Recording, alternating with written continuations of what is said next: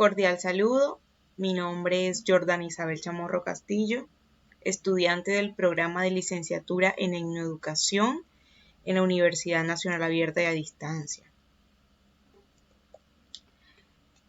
El tema del cual les voy a hablar es sobre la revitalización de las lenguas nativas.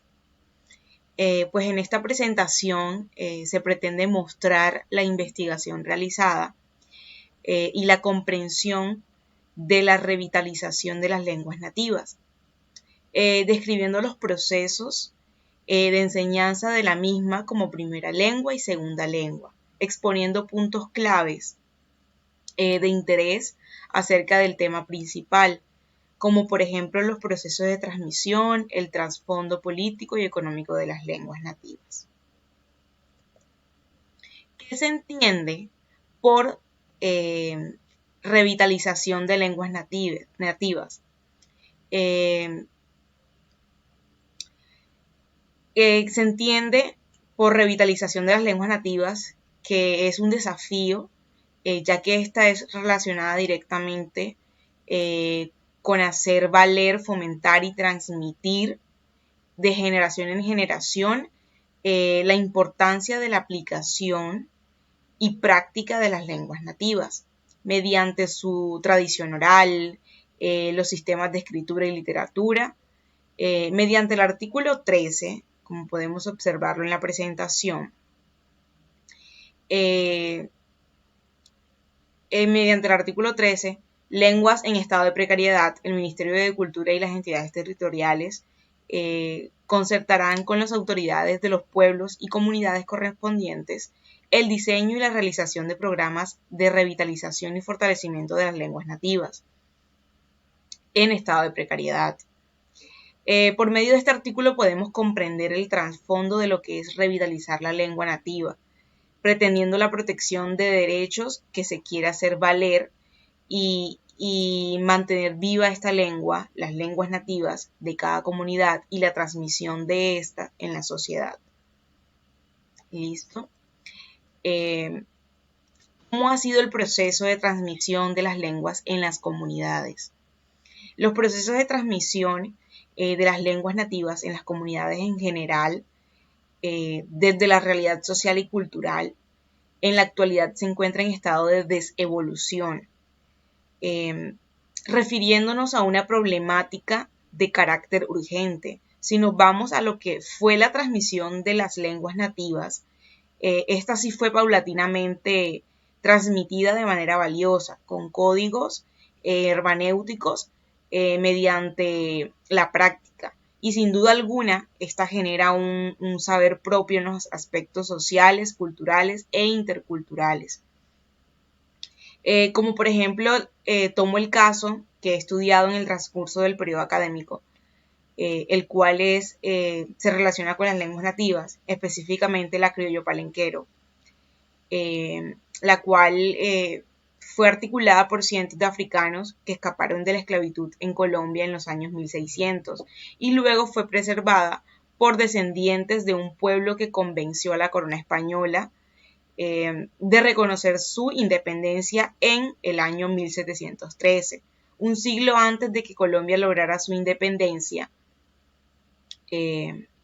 Desde sus orígenes, el pueblo africano ha luchado para resaltar, ha luchado para que resalte sus costumbres, su cultura y sus raíces.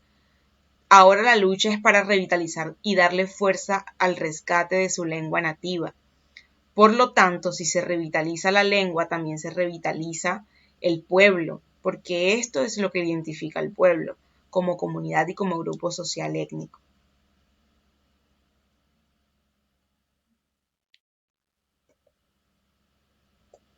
Bueno, ¿cómo se ha dado la enseñanza de las lenguas, de la lengua 1 y la lengua 2 en las comunidades? O sea, la lengua materna y la segunda lengua.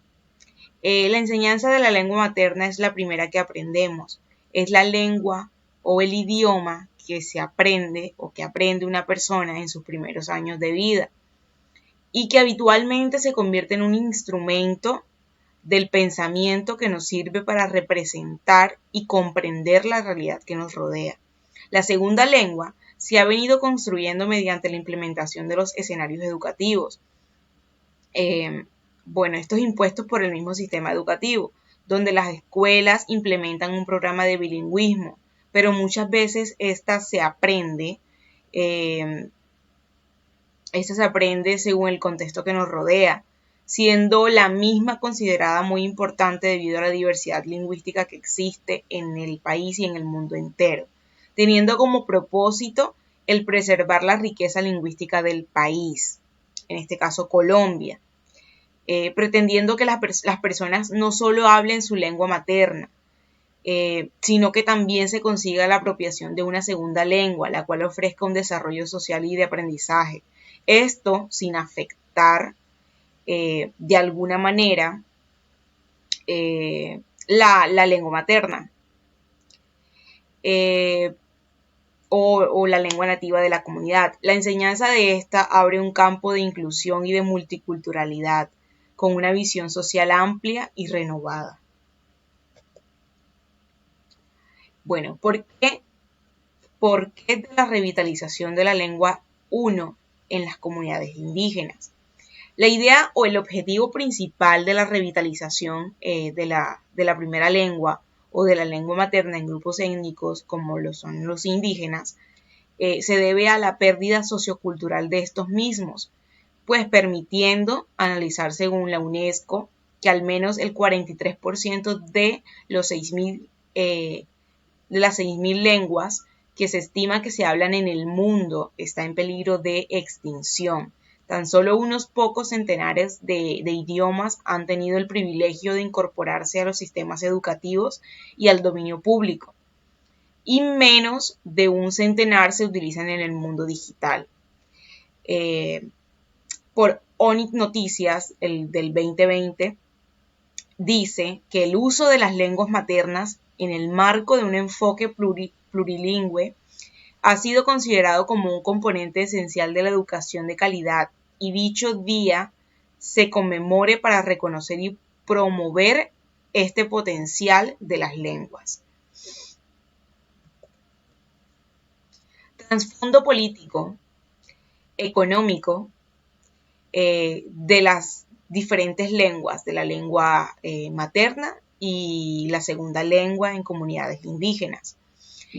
Pues el enseñar otra lengua diferente a la primera y segunda en comunidades étnicas lleva al país a un enriquecimiento y a una preservación lingüística y económica, pero para algunos pueblos indígenas no se logra ver de esta manera, gracias a que la primera lengua se encuentra fracturada y que han sido marginados en sus mismos territorios, ocasionando con ello la pérdida total o parcial de su cultura y de su lengua, o llevándolos a los sistemas educativos con los que ellos no se sienten representados. Para algunos es mucho más importante conservar y preservar la lengua nativa de su comunidad. Desde el trasfondo político, entidades internacionales como lo son la Organización de las Naciones Unidas y la Organización Internacional del Trabajo han desarrollado políticas de protección para los derechos de las poblaciones étnicas y en especial de los grupos indígenas. Los derechos humanos proclamados por la Organización de Naciones Unidas en el año 1948, según la ONU de 2008, ofrecen directrices claves para la educación general que cobijen también los grupos indígenas. En esta declaración sobresale el artículo 26, el cual expresa que pues, el derecho a la educación lo tienen todas las personas, sin importar la etnia, sin importar la raza, color, género u origen. El convenio 169 de la OIT señala que la educación intercultural debe abarcar el ámbito pedagógico, la vida escolar, la capacidad docente, los programas, las lenguas en las que se enseñan y los materiales educativos utilizados.